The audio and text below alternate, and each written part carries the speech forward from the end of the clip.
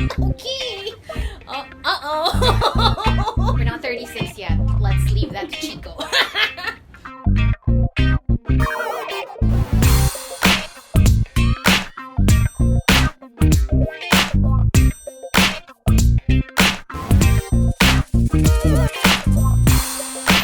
I started in 2007, official jock, but I started having my own show in 2006 as a radio on student jock.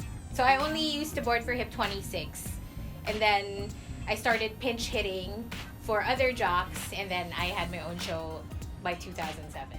I'm not sure, because it actually coincided with my courtside reporting days as well. So when I was in LaSalle, I think I applied as a courtside reporter on the same year as a radio on student jock, and I got it both. And I think I was even here when I found out that I landed the courtside gig also in the UAAP. So yeah, it happened at the same time. I was also just starting my student jock career here in RX. I did that for a while, but there was a time that I kind of disappeared because I was more into the UAAP scene.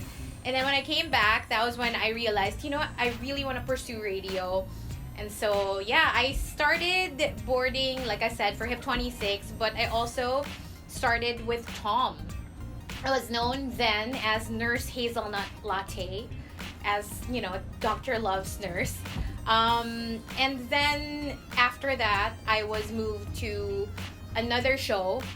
Playtime was what it was called. And yeah, from there, you know, Playtime, Wild and Wicked, Happy Hour. So yeah, and I started boarding for Hip 26, had my own show, and then they also started asking me to fill in for like other jocks.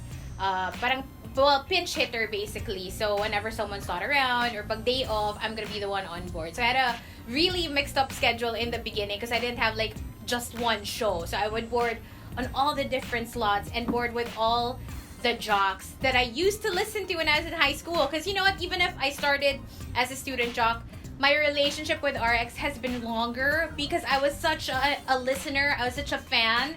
When I was in high school, I would actually visit the station, like in my school uniform, and like just, you know, talk to the jocks. Yeah.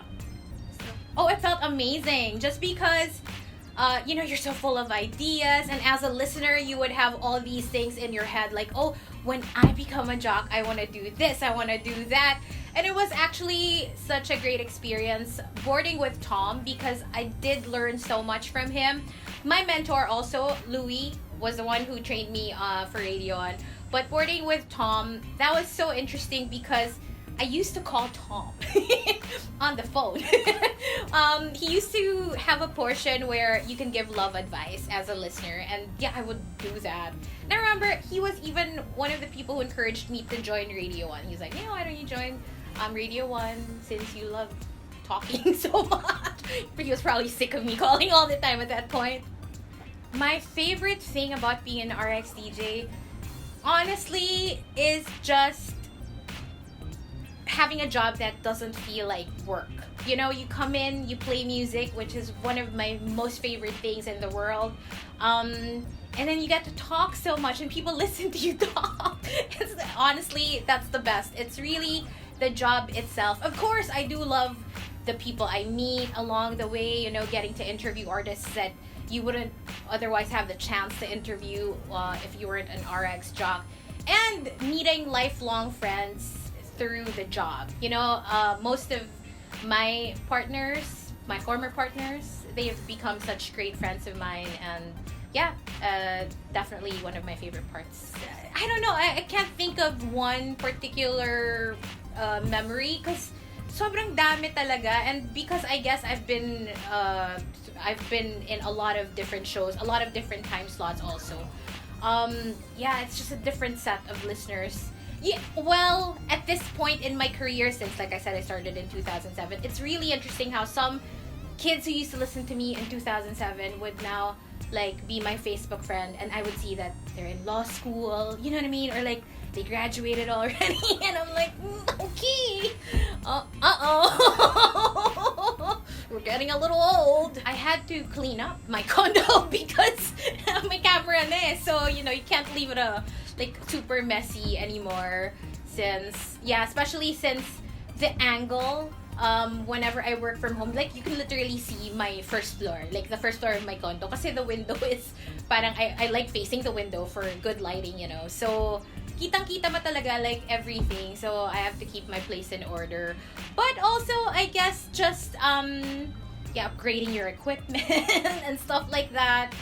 Those adjustments, but everything's been super manageable, and we're so grateful that we still get to do what we love to do, in spite of like everything that's happened in the past year or so.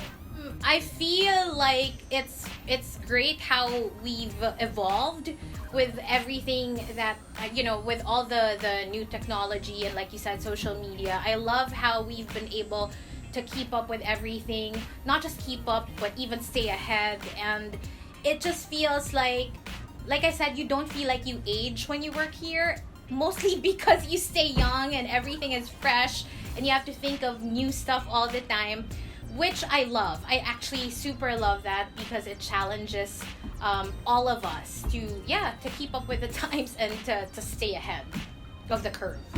And oh my god, we've had a very long relationship. In fact, you're my longest relationship ever. And thank you so much for just staying with us throughout the pandemic, and for just holding our hands and being there for us when we need you. And we're also just here for you whenever you need us. So I hope we can continue this, whatever we have going on.